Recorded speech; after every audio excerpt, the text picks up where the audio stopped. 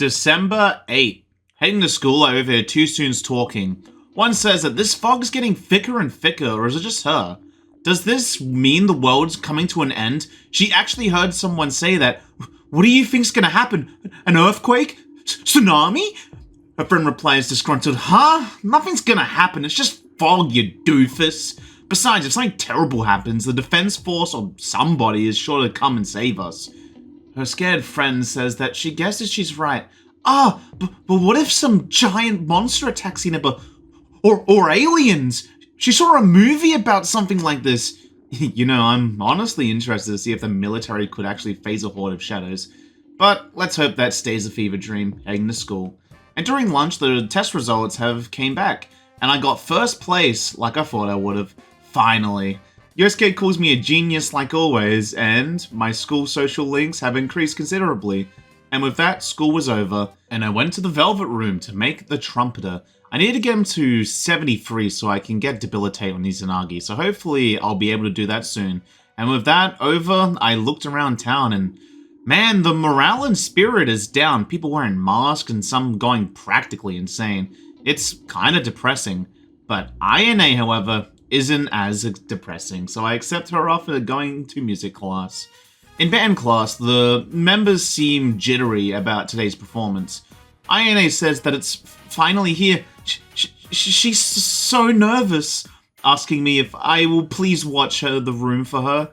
She'll give it her best shot out there. She wants to come back with her head held high. The band captain appears, asking if everyone's here.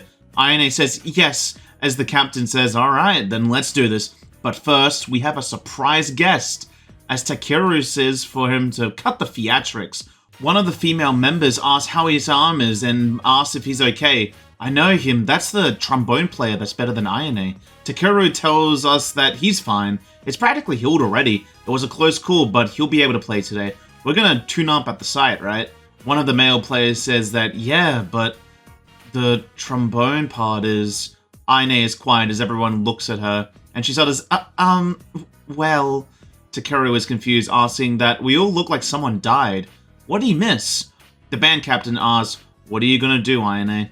Ayane, put on the spot, is unsure. Takeru seems to get it and says, now I get it. It's no big deal, he'll sit out this time. One of the senior players thinks that Takeru should play. He's better and he's more used to performing in public. No one really talks as she says that, you guys are with me, right? We can't afford to blow this. Everyone remains silent as I decide to stick up for Ayane. I explain to the other members how hard Ayane has practiced. All those days of playing in the rain, playing in the sun, and playing during the night. She'd worked every single day to get this far. I got an expression boost as the senior player says, what a stirring speech. Wasn't that nice of him, Ayane?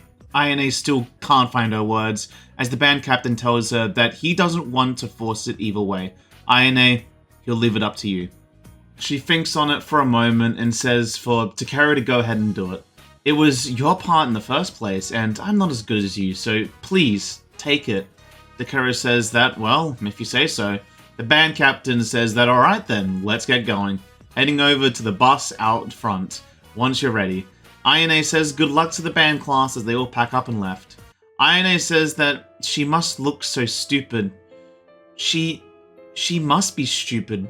Ayane started to cry, and she says that nothing ever goes the way she imagined it. It's no one's fault, but time after time. Ayane is weeping. I'm not sure what to do, so I decided to pat her head.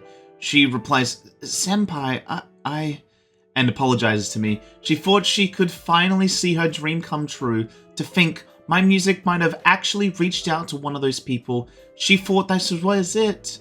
That dream used to feel so far away, but for a minute there, it was close enough to touch. She knows it sounds like a childish fantasy, but it's much deeper than that. It's more like a purpose. So she can't help feeling bitter. She starts laughing, saying it's so funny. She never thought about it like this before. Whenever she felt bitter, she'd known it was for the good of the band, so she was satisfied with it. But that song ran through her head day and night, constantly, no matter whenever she was awake or asleep. If she had even a few minutes she'd practice, her arms started aching all of the time. This is the first time that she really invested herself into it. Before, she was always figured that it was impossible. That's why she's bitter, but letting herself be bitter makes her feel good.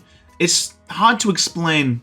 She then thanks me for standing up for her back there. That made her really happy, but she couldn't imagine pushing Takeru-senpai aside so that she could. She apologizes to me, but she feels like she's changed a little, and it's all because of me. With that, I felt Ayane's strong fondness for me as our bond deepens. With that, she finally notices that we're the only ones left, saying that maybe it's not such a big thing that she didn't go after all. With that, I spent the remaining time at school with Ayane, who tried to keep smiling and eventually went home.